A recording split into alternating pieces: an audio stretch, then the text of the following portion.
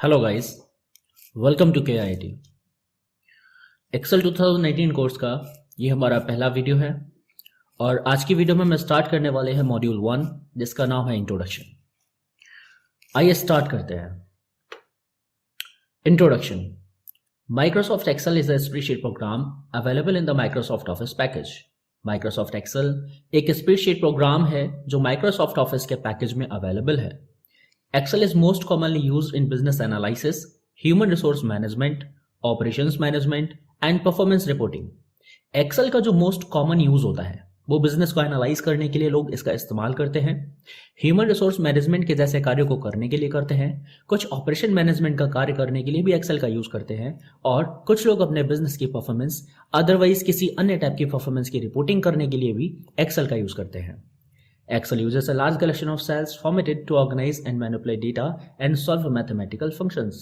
Excel में large collection of cells मिलती हैं आपको जो डेटा को ऑर्गेनाइज और डेटा को मैनिपुलेट करने में आपकी हेल्प करेंगी। साथ ही साथ यहाँ बहुत सारे मैथमेटिकल फंक्शंस मिलेंगे जो आपकी प्रॉब्लम को सॉल्व करने में आपकी हेल्प करेंगे। One of the most powerful features in Excel is the ability to calculate numerical information using formulas, just like a calculator. Excel में एक पावरफुल फीचर होता है। एक्सेल में क्षमता है न्यूमेरिकल इंफॉर्मेशन पर फॉर्मूला का यूज करके कैलकुलेशन करने की, जैसे आप एक कैलकुलेटर पे करते हैं। Microsoft Excel is one of the most used software application in the world. दुनिया में सबसे ज्यादा यूज होने वाले सॉफ्टवेयरों में आपका एक्सेल का नाम आता है। Microsoft Excel launched in 1985 by the Microsoft corporation. Microsoft Excel नाम के सॉफ्टवेयर को 1985 में माइक्रोसॉफ्ट कॉर्पोरेशन ने लॉन्च किया। लेकिन कभी भी किसी कॉम्पिटिटिव एग्जाम में यदि आपसे यह सवाल किया जाए कि सबसे पहला इलेक्ट्रॉनिक स्प्रेडशीट प्रोग्राम कौन सा था, तो दोस्तों वो एक्सेल नहीं है। मैंने इसीलिए नोट में मेंशन कर रखा है, the first spreadsheet program was VisiCalc. सबसे पहला इलेक्ट्रॉनिक स्प्रेडशीट प्रोग्राम अगर कोई था तो वो विजीकैल्क था, जिसको डैन ब्रिकलिन एंड बॉब फ्रंक्स्टन इन दोनों ने मिलकर के इंप्लीमेंट किया। वो भी सबसे पहले एप्पल के सेकंड कंप्यूटर पे इन्होंने इंप्लीमेंट किया कब 1979 में, और जब 1981 में IBM के पीसी पर भी वो है इंप्लीमेंट किया गया था, उसके कुछ साल बाद ही यानी 1985 में माइक्रोसॉफ्ट कॉर्पोरेशन ने भी अपना खुद का एक इलेक्ट्रॉनिक स्प्रेडशीट का प्रोग्राम लॉन्च किया जिसका नाम उन्होंने एक्सेल रखा। आइए समझते हैं एक्सेल को स्टार्ट कैसे करेंगे। हमारे पास दो इनपुट डिवाइसेस ऑलवेज अवेलेबल होते हैं, एक माउस और एक कीबोर्ड।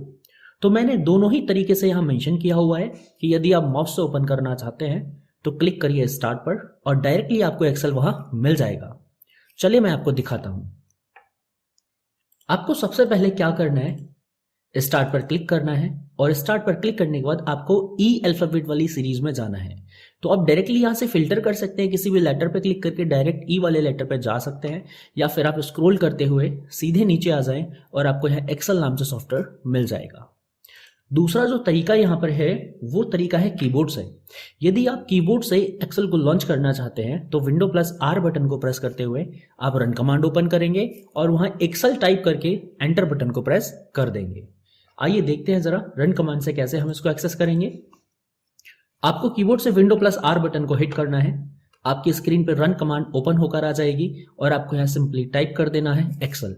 आप स्मॉल केस या अपर केस कोई सा भी यूज कर सकते हैं, यहां स्मॉल और कैपिटल लेटर से कोई फर्क नहीं पड़ता। जैसे ही आप एक्सेल लिखकर यहां पर ओके पर क्लिक करेंगे एक्सेल लॉन्च हो जाएगा। मैंने ऑलरेडी एक्सेल को ओपन कर रखा हुआ है इसलिए मैं अभी रन नहीं करूंगा। आइए आगे समझते हैं। Main features of MS Excel. Excel की मुख्य फीचर्स कौन कौन से हैं? वैसे तो एक्सेल में तमाम फीचर्स आपको मिलेंगे और इन्हीं फीचर्स की वजह से ज्यादातर लोग एक्सेल का यूज करते हैं। मैं आपको उनमें से कुछ बताता हूं जो मुख्य प्रकार के हैं। जैसे graphical features of Excel. Excel के अंदर graphical features. Excel have variety of graphical features, यानी एक्सेल में ग्राफिकल फीचर्स बहुत सारी वैरायटी के अवेलेबल हैं to represent the data in charts and pictorial format, जिनकी मदद से आप अपने डेटा को चार्ट्स या फिर पिक्टोरियल फॉर्मेट में रिप्रेजेंट कर सकते हैं। फॉर एग्जांपल आप चार्ट्स फंक्शन का, चार्ट्स फीचर का यूज कर सकते हैं जिसकी मदद से आप डेटा को एक पिक्टोरियल फॉर्मेट दे पाते हैं। Shapes, smart art, clip arts, pictures, यह सभी वो ऑप्शंस हैं, वो फीचर्स हैं एक्सेल के जिनका यूज ग्राफिकल रिप्रेजेंटेशन में किया जाता है। Next, database features of Excel. Excel में मिलने वाले डेटाबेस पर काम करने वाले features. Excel can be used as database, यानी एक्सेल का आप यूज एक डेटाबेस सॉफ्टवेयर के तौर पर कर सकते हैं and perform a variety of data operations, जिनमें आप डेटा पर यानी डेटाबेस पर विभिन्न प्रकार के ऑपरेशन को परफॉर्म कर सकते हैं। यहाँ पर आपको डेटा पर जो परफॉर्म होते हैं ऑपरेशंस, उनकी भी अलग अलग वैरायटी मिलेगी। For examples, pivot tables. जब हमारे पास काफ़ी बिग डेटा होता है और हम उसे एनालाइज करना चाहते हैं, तब हम डेटाबेस फीचर पाइवट टेबल का यूज़ करते हैं। इसी प्रकार फिल्टर करने के लिए हम स्लाइसर्स का भी यूज़ कर सकते हैं, जो कि टेबल के अंदर यूज़ होने वाला ऑप्शन है। टेबल भी काफ़ी अच्छा फीचर है जो डेटाबेस को अच्छे से डिज़ाइन करने और उसको जो है रेंडमली या आप कह सकते हैं डायनेमिकली डेटा को रिप्रेजेंट करने में काफ़ी अच्छा यूज़ होता है। Spark lines, database, shorting, filtering, data validation, grouping and sub grouping, ऐसे अनेकों फीचर हैं जो स्पेशली डेटाबेस पर काम करते हैं। नेक्स्ट जो फीचर है वो है फंक्शनल फीचर्स, यानी जो कुछ एक स्पेशल प्रकार के फंक्शंस आपको प्रोवाइड कर सकते हैं। Excel tools and functions will have to perform powerful calculation. आपको एक्सेल के अंदर कुछ टूल्स, कुछ फंक्शंस मिलेंगे जो आपकी हेल्प करेंगे कुछ पावरफुल कैलकुलेशंस को परफॉर्म करने के लिए and enhance the Excel application features, जो कि एक्सेल एप्लीकेशन जो है उसका फीचर जो है सबसे यूनिक अगर बात किया जाए तो यही है कि फंक्शनैलिटी इतनी प्यारी है एक्सेल के अंदर कि सारे के सारे टास्क आप चुटकियों में परफॉर्म कर सकते हैं। फॉर एग्जाम्पल, आप फॉर्मूलाज यूज़ कर सकते हैं, आप हाइपरलिंक्स यूज़ कर सकते हैं, आप कंडीशनल फॉर्मेटिंग के आधार पर अपने डेटा में फॉर्मेटिंग कर सकते हैं। जो डेटा आपने कॉपी किया है उसको अलग अलग फॉर्मेट में आप पेस्ट कर सकते हैं। आप अपने वर्कबुक के अंदर आने वाले कंटेंट का स्पेलिंग चेक कर सकते हैं। आप अपने डेटा को प्रोटेक्ट कर सकते हैं, प्रिंट को ऑप्टिमाइज कर सकते हैं, एक्सटेंड कर सकते हैं आप अपने फॉर्मूला को, और यहाँ तक कि डेटा फिल करते वक्त आप फ्लैश फिल का यूज़ कर सकते हैं। ऐसे अनेकों फीचर्स आपको एक्सेल के अंदर मिलेंगे जो कि हम बारी बारी से आने वाले सभी मॉड्यूलों में सीखेंगे। तो आई होप आपको समझ में आया होगा कि एक्सेल कितना ज़्यादा यूजफुल सॉफ्टवेयर है। बात करते हैं इंटरफेस की। सपोज दैट आपने रन कमांड से एक्सेल को रन कर लिया। जैसे ही आपके स्क्रीन पे एक्सेल खुलेगा तो आपके सामने एक्सेल का इंटरफेस खुलेगा। इंटरफेस में आपको कुछ सेक्शंस नजर आएंगे, like home, new, open, account, feedback and options. इन सभी सेक्शंस का मैं आपको अभी व्यू देता हूं, एक चित्र दिखाता हूं जिसकी मदद से आप आसानी से समझ पाएंगे। ये हमारा एक्सेल का वो इंटरफेस है जिसको रन करते ही आप अपनी स्क्रीन पे देखेंगे। एक्सेल में सबसे पहला जो सेक्शन है वो होम सेक्शन है, और आप यहां पर जाकर देखेंगे आपको 4 ऑब्जेक्ट्स नजर आएंगे, blank workbook, few templates, recent workbooks और पिन्ड वर्कबुक्स। इन चारों को मैं आपको समझाता हूं। सपोज दैट आपने खुद का एक नया रिपोर्ट तैयार करना है, एक अपना खुद का नया डेटाबेस तैयार करना है, तो आप यहाँ ब्लैंक वर्कबुक ले सकते हैं। आपको एक खाली वर्कशीट मिल जाएगी जिसपे आप अपना डेटा तैयार कर लेंगे। थोड़ी देर के लिए मैं मानता हूं कि आप एक्सेल में न्यू हैं और आप टेम्पलेट्स को देख करके समझना चाहते हैं, टेम्पलेट्स के आधार पर अपना डेटा बनाना चाहते हैं, तो यहाँ पर आपको कुछ टेम्पलेट्स का भी ऑप्शन है। आप यहाँ देख पा रहे हैं, आपको शुरू में कुछ टेम्पलेट्स भी नजर आ रही हैं। बट अगर आप चाहते हैं और अधिक टेम्पलेट्स को देखना तो आप यहाँ मोर टेम्पलेट बटन पर क्लिक कर सकते हैं। अब आप नीचे साइड में देख रहे हैं रिसेंट के अंदर आपको वो सभी वर्कबुक नजर आती हैं जो आप रिसेंटली बना चुके हैं और उन्हें सेव कर चुके हैं। और पिन्ड, इस सेक्शन के अंदर आपको वो वर्कबुक नजर आएंगी जिनको आप यहाँ पिन कर देते हैं। पिन की हुई जो वर्कबुक है वो इस लिस्ट में से हटती नहीं है, वो वहां पर पिन रहती है। अगला जो सेक्शन हमारे पास आएगा वो है न्यू सेक्शन के अंदर भी हमें ब्लैंक वर्कबुक मिलता है, क्योंकि जब हम एक नया डेटाबेस या नया रिपोर्ट बनाना चाहते हैं तो क्या हम ब्लैंक वर्कबुक से बनाना चाहते हैं या किसी टेम्पलेट से बनाना चाहते हैं। इसलिए यहाँ पर दोनों ऑप्शन हमें मिलते हैं कि हम ब्लैंक भी ले सकते हैं या फिर हम ऑनलाइन कोई टेम्पलेट सर्च भी कर सकते हैं। नेक्स्ट जो हमारे पास सेक्शन आएगा वो है ओपन, और ओपन सेक्शन का जो यूज है वो हम अपनी वर्कबुक को ओपन करने के लिए करेंगे। तो फर्स्ट जो हमारे पास ऑप्शन है वो है फ्रॉम रीसेंट, यानी अगर रीसेंट लिस्ट में आपको आपकी वर्कबुक नजर आ रही है तो आप उसे डायरेक्टली यहां से एक्सेस कर सकते हैं। और यदि आपने अपनी वर्कबुक को अपने वन ड्राइव अकाउंट पर सेव किया हुआ है तो आप फ्रॉम वन ड्राइव इस सेक्शन में जाकर भी अपना वर्कबुक जो है ओपन कर सकते हैं। नेक्स्ट मिलेगा आपको दिस पीसी, यदि आपने अपने लोकल पीसी में ही कहीं पर जो आपका डेटा है, आपका वर्कबुक है, वो सेव कर रखा हुआ है, तो आप यहाँ ब्राउज कर सकते हैं और यहाँ से आप अपने पीसी में से भी अपनी वर्कबुक को ओपन कर सकते हैं। चलते हैं नेक्स्ट सेक्शन की तरफ। इस सेक्शन का नाम है अकाउंट। इस सेक्शन में जाने के बाद आपको अकाउंट से रिलेटेड ही सारी इंफॉर्मेशन मिलेगी, जिसमें आप देख पा रहे हैं यूजर का इंफॉर्मेशन नजर आ रहा है, साइन इन साइन आउट का बटन आपको नजर आ रहा है, अकाउंट को स्विच करने का ऑप्शन है, कुछ प्राइवेसी की सेटिंग्स को मैनेज करने के लिए बटन दे रखा हुआ है। हाँ, एक और चीज, आप ऑफिस के अंदर बैकग्राउंड को और थीम को अकाउंट सेक्शन में आकर के बदल सकते हैं। आप यहाँ टॉप साइड में देख पा रहे हैं आपको कुछ बैकग्राउंड टाइप नजर आ रहा है, इसे आप कंट्रोल कर सकते हैं। आप यदि चाहें तो कोई दूसरा भी यूज कर सकते हैं, मैंने स्प्रिंग नाम से लगा रखा हुआ है, यदि आप चाहें तो बदल भी सकते हैं, मैं आपको चेंज करके भी दिखाऊंगा। ऑफिस थीम, दोस्तों जिस तरह से हमारे पास विंडोज में डार्क एंड लाइट थीम होता है और खुद का एक कस्टम थीम भी होता है, ठीक वैसे ही यहां पर भी आपको थीम मिलने वाली है। आप चाहें तो इन्हें कस्टमाइज कर सकते हैं। नेक्स्ट, आगे आपको दिखाई दे रहा है प्रोडक्ट का इंफॉर्मेशन। तो ये हमारा सेक्शन हमारे काम में सिर्फ तब आएगा जब हम ऑफिशियली अकाउंट को परचेज करते हैं, यानी आप एक्सेल के लाइसेंस को परचेज करते हैं, सॉफ्टवेयर को परचेज करेंगे तो आपको अपना अकाउंट यहां साइन इन करना होगा। चलते हैं नेक्स्ट सेक्शन की तरफ, फीडबैक। दोस्तों एक्सेल एक पेड सॉफ्टवेयर है, यानी माइक्रोसॉफ्ट कॉर्पोरेशन ने माइक्रोसॉफ्ट ऑफिस नाम से जो सॉफ्टवेयर पैकेज बना रखा है वो एक पेड सॉफ्टवेयर है, एक प्रोप्राइटरी सॉफ्टवेयर है, जिस सॉफ्टवेयर को आप अगर यूज करते हैं तो आप अपना फीडबैक कंपनी को दे सकते हैं। आपको यहाँ 3 सेक्शंस मिल रहे हैं, 3 बटन के रूप में आपको अपना फीडबैक देना है। पहला है आई लाइक समथिंग। यदि आपको इनके सॉफ्टवेयर में कुछ पसंद आया, कुछ विशेष पसंद आया है, तो आप आई लाइक समथिंग में जाकर अपना फीडबैक दे सकते हैं। और यदि आपको इस सॉफ्टवेयर के अंदर कोई एक टॉपिक, कोई एक फीचर या कुछ भी ऐसा है जो आपको पसंद नहीं आया है, तो आई डोंट लाइक समथिंग में जाकर आप अपना फीडबैक दे सकते हैं। और यदि आपको ऐसा लगता है कि इस सॉफ्टवेयर में यह भी होना चाहिए, यानी कोई ऐसा फीचर जो उसमें है नहीं और आप चाहते हैं ऐसा भी होना चाहिए, तो आप अपनी तरफ से कोई सजेशन भी दे सकते हैं। बढ़ते हैं अगले सेक्शन की तरफ, ऑप्शंस। ऑप्शंस दोस्तों और कुछ नहीं बल्कि एक्सेल का कंप्लीट सेटिंग है। आप जब कभी भी एक्सेल के अंदर जो डिफॉल्ट सेटिंग्स है उन्हें चेंज करना चाहेंगे, उन्हें कस्टमाइज करना चाहेंगे, तब आप यहां पर आएंगे, आपको एक्सेल के ऑप्शंस का डायलॉग बॉक्स मिल जाएगा। जैसे आप एक्सेल का जर्नल सेटिंग करना चाहते हैं, आप फॉर्मूला से रिलेटेड सेटिंग करना चाहते हैं, प्रूफिंग से रिलेटेड सेटिंग करना चाहते हैं, आप कुछ भी यहाँ पे कस्टमाइज कर सकते हैं। इवन आपका रिवन, आपका क्विक एक्सेस टूल बार, यह सारे ऑप्शन हम आगे प्रैक्टिकल्स में सीखते जाएंगे। जब जब हमें जिस जिस की जरूरत पड़ेगी हम उसे कस्टमाइज भी करेंगे। अब मेन इंटरफेस की तरफ बढ़ते हैं। मेन इंटरफेस से दोस्तों मेरा मतलब है ब्लैंक वर्कबुक। हम जब खुद का डेटाबेस बनाते हैं, खुद का कोई रिपोर्ट बनाते हैं, तो हमें ब्लैंक वर्कबुक को ही सेलेक्ट करना होता है। अब हम ब्लैंक वर्कबुक को जब सेलेक्ट करेंगे तो हमारे सामने जो स्क्रीन आने वाली है उसे ही मैं यहां मेन इंटरफेस बोल रहा हूं। यह है वो मेन इंटरफेस। मैंने इसमें हर चीज का नाम बहुत ही बारीकी से लिखा हुआ है और समझाया हुआ है कि आप इसको क्या बोलेंगे। मैं आपको एक एक करके इसके बारे में बता रहा हूं, आप उसे समझने का प्रयास करेंगे। सबसे ऊपर साइड में आप देखिए, बीच में आपको टाइटल बार नजर आ रहा है। टाइटल बार पे आपको 2 ऑब्जेक्ट पर्टिकुलर सॉफ्टवेयर में नजर आएगा ही आएगा।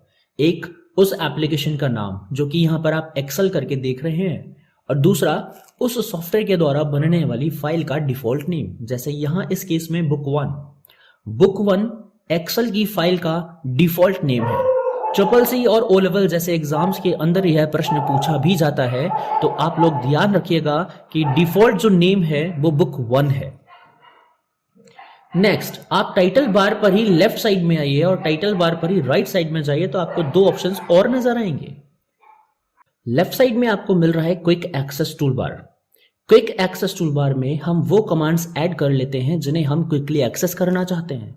और क्विक एक्सेस टूल बार में बाय डिफॉल्ट आपको कौन कौन से कमांड्स मिलेंगे और आप किन किन कमांड्स को ऐड कर सकते हो, यह हम बारीकी से प्रैक्टिकल में भी सीखेंगे। राइट साइड में हमें मिलता है रिबन डिस्प्ले ऑप्शन का एक बटन। इस बटन पर क्लिक करने से हमें रिबन से रिलेटेड कुछ डिस्प्ले करने के ऑप्शंस मिलते हैं। अब आपको यह जानना होगा कि रिबन आखिर क्या है, तो आप यहां देख पा रहे हैं मैंने नाम शो करा है टैब्ड रिबन सिस्टम, और आप इस बॉक्स को ध्यान से देखिए। यह कंप्लीट बॉक्स ही हमारा क्या है, रिबन है। यह रिबन किससे मिलकर बना है? तो यह रिबन टैब से मिलकर बना है, इसीलिए इसका नाम टैब्ड रिबन सिस्टम रखा गया है। अब हम टैब को जानने चलते हैं।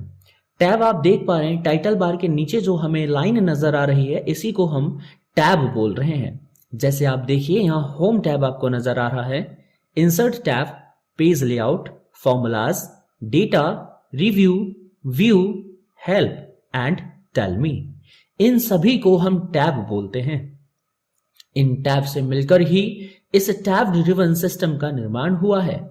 किसी भी टैब में यदि आप जाते हैं तो आपको उस टैब के अंदर ग्रुप का नाम नजर आता है। जैसे आप यहां देखिए मैंने मेंशन किया हुआ है फॉन्ट नाम का ग्रुप। ठीक उसी प्रकार यहां क्लिपबोर्ड एक ग्रुप है, अलाइनमेंट ये भी एक ग्रुप है। ठीक वैसे ही number, styles, cells and editing, प्रत्येक टैब के अंदर कमांड्स को ग्रुप वाइज ही मैनेज किया गया है। अब आप किसी भी ग्रुप में जाके देखेंगे तो आपको मल्टीपल कमांड्स वहां नजर आएगी। तो कमांड्स को जब मिलाया गया तो बने ग्रुप, और जब ग्रुप्स को आपस में मिलाया गया तो बने टैब, और जब कई सारे टैब्स को आपस में मिलाया गया तभी बना है टैब्ड रिबन सिस्टम। अब इस रिबन को स्क्रीन पे आप किस प्रकार से डिस्प्ले कराना चाहते हैं, उसी के लिए हमें ऑप्शन मिलता है यहां, जिसका नाम है रिबन डिस्प्ले ऑप्शंस। तो आई होप आप समझ रहे होंगे कि मैं किस चीज के बारे में बात कर रहा हूं। बाकी जब हम प्रैक्टिकल में चलेंगे तब आप समझ जाएंगे। अब किसी भी ग्रुप के कॉर्नर पे आप जरा ध्यान से देखिए, आपको इस तरह का एरो नजर आ रहा होगा, तो आप समझ जाएंगे कि यह उस ग्रुप का डायलॉग बॉक्स लॉन्च करने के लिए बटन दे रखा हुआ है। तो इसे हम डायलॉग बॉक्स लॉन्चर बोलेंगे। लेकिन प्रत्येक टैब के अंदर, प्रत्येक ग्रुप में यह एरो मिल जाए यह जरूरी नहीं है। जिस ग्रुप के कॉर्नर पे आपको यह मिलेगा सिर्फ उसी का डायलॉग बॉक्स आप लॉन्च कर सकते हैं। आप यहां नोटिस कीजिए, स्टाइल्स में इस तरह का कोई एरो नहीं है, सेल्स में इस तरह का कोई एरो नहीं है, ना ही एडिटिंग में है। इसका अर्थ यह हुआ कि सेल्स का कोई डायलॉग बॉक्स लॉन्च नहीं होगा। सेल्स से रिलेटेड समस्त ऑप्शंस आपको स्क्रीन पर ही मिल रहे हैं, लेकिन नंबर से रिलेटेड अन्य ऑप्शंस आपको देखना है तो आपको इसका डायलॉग बॉक्स लॉन्च करना ही होगा। जिस भी ग्रुप के कॉर्नर पे आपको यह एरो मिल रहा है तो आप समझ जाएं कि समस्त ऑप्शन आपकी स्क्रीन पे इस समय नहीं दिख रहे हैं। उन्हें देखने के लिए आपको डायलॉग बॉक्स को लॉन्च करना ही होगा। अब हम चलते हैं नीचे की तरफ। रिबन के नीचे हमें नजर आती है एक लाइन, और इस लाइन का जो नाम है वो है फॉर्मूला बार। फॉर्मूला बार का यहाँ कार्य क्या है? जब कभी भी हम किसी भी सेल से अर्थ मेरा यहाँ बॉक्स से है, आप यहाँ देख पा रहे हैं मल्टीपल बॉक्सेस आपको नजर आ रहे हैं। इन बॉक्सेस को ही हम सेल्स बोलते हैं। और आप जिस सेल में करंट में काम कर रहे हैं या फिर जिस सेल को आपने सिलेक्शन में बनाए रखा है, उस सेल को ही हम एक्टिव सेल के नाम से जानते हैं। एक्टिव सेल में जब भी आप कोई कंटेंट टाइप करेंगे आपको सेम टाइम में वो चीज सेल के अंदर भी नजर आएगी और फॉर्मूला बार पर भी नजर आएगी। यदि आपने एक बार सेल में कोई डेटा एंटर कर दिया और उसके बाद आपने एंटर कर दिया, तो फिर उस सेल के डेटा को एडिट करने के लिए हम फॉर्मूला बार का यूज कर सकते हैं। साथ ही साथ फॉर्मूला बार का एक और विशेष कार्य है, वो ये है कि यदि किसी सेल में आपने कोई फंक्शन अथवा कोई फॉर्मूला लगाया है तो उस फंक्शन और फॉर्मूला का प्रत्येक कंपोनेंट आपको फॉर्मूला बार पे शो होगा, जबकि उस सेल के अंदर उस फंक्शन अथवा फॉर्मूला का परिणाम दिखाई देगा। तो फॉर्मूला बार एक विशेष रोल यहां पर निभाती है। हम स्क्रीन पर फॉर्मूला बार को रखना चाहते हैं या नहीं रखना चाहते हैं, इसे भी हम कंट्रोल कर सकते हैं, जो कि हम प्रैक्टिकल में देखेंगे। आप देख पा रहे हैं कि फॉर्मूला बार के लेफ्ट साइड में आपको एक छोटा सा बॉक्स नजर आ रहा है। इस बॉक्स का नाम है नेम बॉक्स। नेम बॉक्स का कार्य है एक्टिव सेल का रेफरेंस शो करना। रेफरेंस से यहां मतलब है कॉलम अथवा रो के नंबर को शो करना। यहां एक्टिव सेल ए कॉलम एवं 1 रो है, तो आप यहां नेम बॉक्स में देख पा रहे हैं A1 जो आपको नजर आ रहा है वो सेल का रेफरेंस अर्थात सेल का पता है। अब आगे कॉलम हेडर। कॉलम हेडर से यहां अर्थ है ABCDE करके जो यहां रिप्रेजेंट हो रहा है वह कॉलम हेडर है, और 1 2 3 4 करके जो यहां आपको रिप्रेजेंट हो रहा है वो रो हेडर है। किसी भी रो का नाम अर्थात नंबर ही आपको बोलना होगा। किसी भी कॉलम का नाम अर्थात अल्फाबेट ही आपको बोलना होगा। जैसे इस समय मेरा कर्सर कहाँ इंडिकेशन दे रहा है, तो आप कहेंगे जी कॉलम एंड 6 रो। तो इस तरह से आप कॉलम एंड रो का यूज करके किसी भी सेल का रेफरेंस अर्थात उसका एड्रेस या पता प्राप्त कर सकते हैं। अब चलते हैं लास्ट में, कोलैप्स द रिबन। इस ऑप्शन का यूज हम रिबन को छोटा यानी कि और भी अधिक छोटा बनाने के लिए करते हैं। जैसे आपको अभी कमांड्स नजर आ रही हैं, ग्रुप्स नजर आ रहे हैं। यदि आपने कोलैप्स द रिबन पर क्लिक किया तो आपकी स्क्रीन से यह सारे के सारे ग्रुप और कमांड्स हाइड हो जाएंगे, सिर्फ आपकी स्क्रीन पे टैब्स रह जाएंगी। और इसी प्रकार के अन्य ऑप्शनों के लिए हमें रिबन डिस्प्ले ऑप्शन पर ही जाना होगा। तो इन चीजों को हम बारीकी से प्रैक्टिकल में देखेंगे। अभी हम सिर्फ इंटरफेस के कंपोनेंट्स के नाम और उनके काम को जान रहे हैं। अब बात करते हैं शीट टैब की। शीट टैब हमारे स्टेटस बार के ठीक ऊपर नजर आती है। और शीट टैब को समझाने से पहले मैं आपसे कुछ कहना चाहूंगा। वर्कबुक को आप यहां एक बुक की तरह समझें और नीचे जो शीट 1 है उसे आप उस बुक के पेज की तरह समझें। जिस प्रकार हमारे बुक के अंदर अनेक पेज हो सकते हैं, ठीक वैसे ही यहां एक्सेल के अंदर वर्कबुक के अंदर अनेकों शीट हो सकती हैं, जिन्हें एक्सेस करने के लिए हमें यहां शीट टैब का यूज करना होगा। आप शीट 1 के आगे प्लस का चिन्ह देख रहे हैं। इस प्लस के चिन्ह का यूज एक नई शीट को लाने के लिए किया जाएगा। इसका शॉर्टकट भी है जो हम प्रैक्टिकल में जानेंगे। अब बात करते हैं स्टेटस बार की। स्टेटस बार हमें हमारे वर्कबुक के अंदर करंट स्टेटस को शो करती है। और जब भी हम किसी रेंज अर्थात एक से अधिक सेल्स को सेलेक्ट करते हैं जिनमें कुछ वैल्यूज हो, तो वह उन आंकड़ों से संबंधित कुछ परिणाम हमें शो करती है, जो कि हम प्रैक्टिकल में देखेंगे। Workbook views. वर्कबुक का अर्थ आप इस शीट को समझ लीजिए जो आपके सामने नजर आ रहा है। यह वर्कबुक के अंदर ही नजर आ रहा है, जो कि एक वर्कशीट के रूप में है। अब हम उसे कैसे और किस रूप में देखना चाहते हैं, वही हमारे यहाँ वर्कबुक व्यूज के रूप में जाने जाएंगे। तो सबसे पहला जो यहाँ ऑप्शन है वो नॉर्मल व्यू होता है, जो कि इस समय आपकी स्क्रीन पे आ रहा है। दूसरे नंबर पर जो यहाँ व्यू है वो है पेज लेआउट, अर्थात आपका जो शीट है वो आपको पेजेस में विभाजित होकर दिखाई देगा। तीसरा जो व्यू है वो है पेज ब्रेक।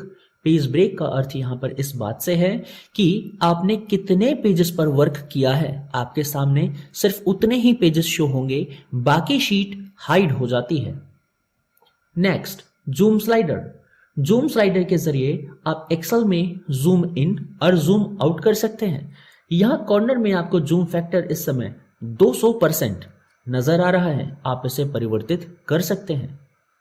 तो अब आपने समझा कि जब आप एक्सेल को रन करेंगे तो आपके सामने जो इंटरफेस आएगा उस इंटरफेस में कौन कौन से कंपोनेंट्स होंगे। हम अगली वीडियो में इन सभी कंपोनेंट से रिलेटेड प्रैक्टिकल पार्ट देखेंगे। इस वीडियो में बस इतना ही। मिलते हैं अगली वीडियो में।